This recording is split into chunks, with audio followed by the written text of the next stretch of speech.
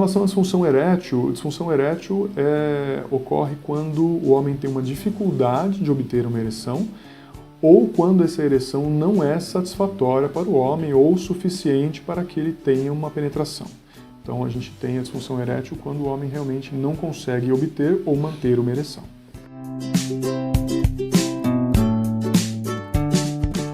As formas de tratamento hoje em dia, elas mudaram completamente, na verdade, nos últimos 20 anos, tá?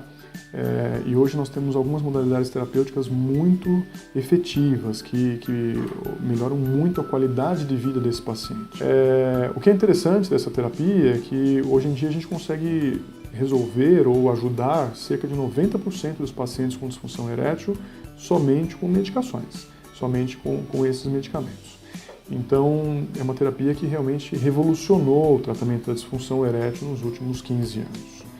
Como segunda linha de tratamento, nós temos as injeções intracavernosas, ou seja, uma pequena injeção, tá, bem fininha, bem delicada, que o próprio paciente aplica no pênis no momento em que ele desejar ter uma ereção.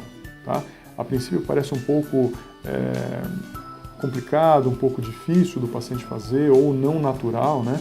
Mas, na verdade, com o tempo, o próprio paciente acaba se acostumando com a injeção, com a rotina de aplicar a injeção, e o resultado é bastante satisfatório. Vamos à última linha terapêutica, que seria a colocação de uma prótese peniana. A prótese peniana é um procedimento cirúrgico, em que nós abrimos o corpo cavernoso e nós colocamos próteses semirrígidas ou infláveis dentro do próprio corpo cavernoso. Então isso permite que o paciente tenha uma ereção satisfatória no momento em que ele deseja. Então essa seria a terceira opção terapêutica, que seria uma opção cirúrgica mais invasiva e que hoje nós reservamos somente para aqueles pacientes que não obtiveram sucesso com as duas primeiras linhas.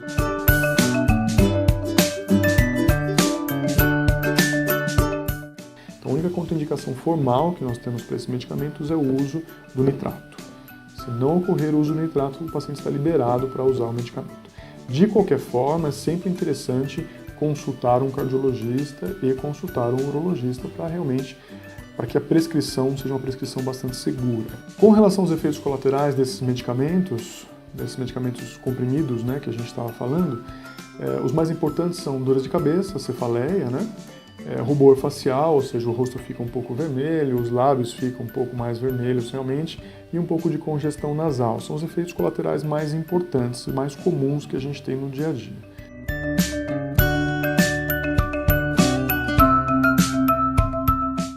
Então o que a gente vê hoje em dia é um grande número de adolescentes nas suas primeiras relações sexuais, ainda bastante inseguros com relação ao seu desempenho e como a relação vai se desenrolar, e usam esses medicamentos para que possam ter aí o que a gente chama de um upgrade na sua função sexual.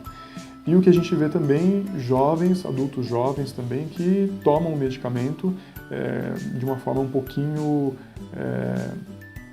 preocupante, misturando com álcool, misturando com outras drogas, como êxtase, como até drogas ilícitas, como cocaína, etc.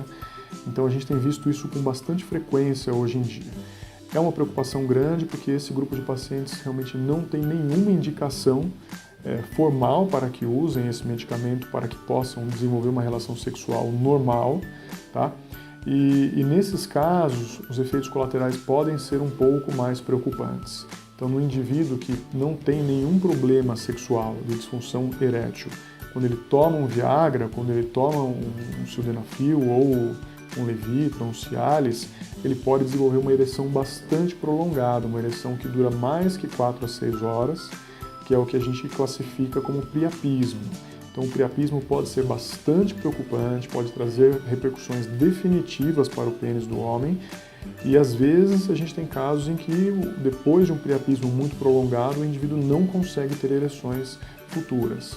Então há uma preocupação muito grande com relação a isso. O priapismo no homem, uma ereção prolongada por mais de 4 a 6 horas, é uma emergência médica. O homem tem que procurar realmente o pronto-socorro e eventualmente ser submetido a alguns tratamentos, inclusive cirúrgicos, para que o priapismo seja resolvido e controlado.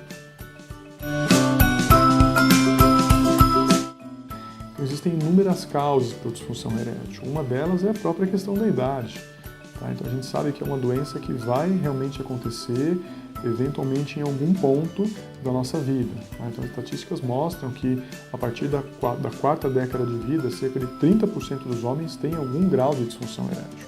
E isso aumenta com relação ao tempo.